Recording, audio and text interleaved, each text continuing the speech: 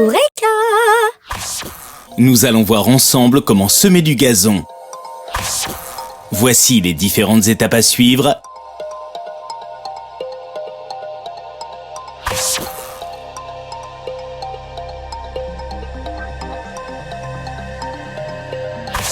Et le matériel dont vous aurez besoin. Une bêche, une motobineuse, un rouleau à gazon, un râteau, des lunettes de protection, une débroussailleuse, du terreau, du sable, de la tourbe, de la potasse et de l'acide phosphorique et une tondeuse. Première étape, préparez le terrain. Pour commencer, réfléchissez à l'emplacement de votre future pelouse. Pour cela, prenez en considération la configuration des lieux. Puis, avec de la farine ou du plâtre, délimitez au sol le tracé grossier du terrain que vous voulez ensemencer. Si le terrain est envahi par de hautes mauvaises herbes, vous devez les faucher.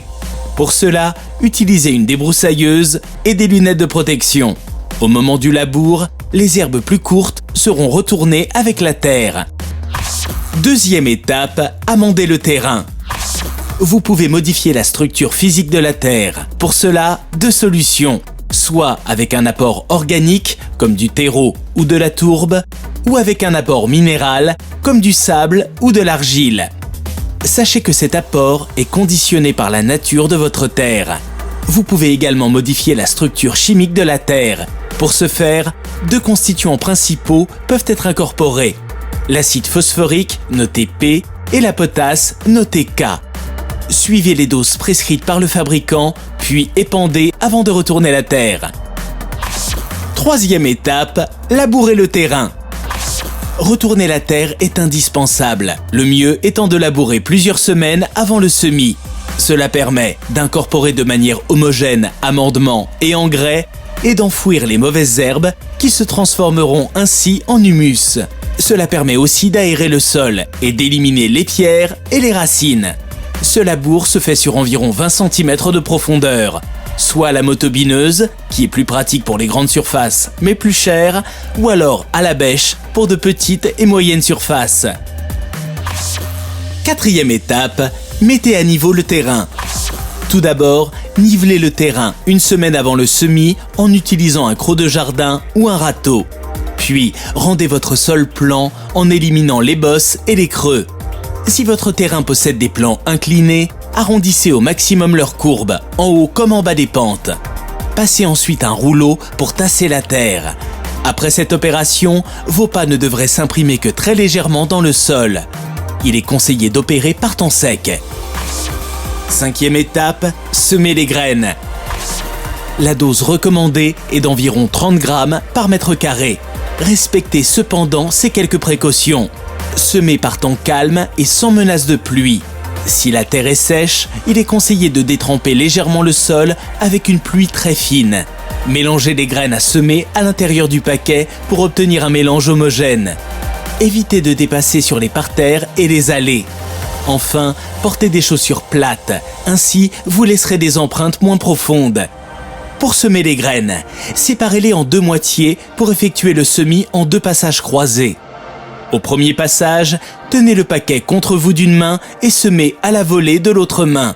Avancez en ligne droite et conservez le même rythme. Un pas, une poignée de graines. Un autre pas, jetez les graines. Un pas, une poignée et ainsi de suite. Faites des allers-retours en ligne droite jusqu'à avoir semé sur l'intégralité du terrain. Au deuxième passage, procédez de la même manière pour semer l'autre moitié en effectuant un parcours perpendiculaire au premier. Au final, vous devriez avoir quadrillé le terrain de façon homogène.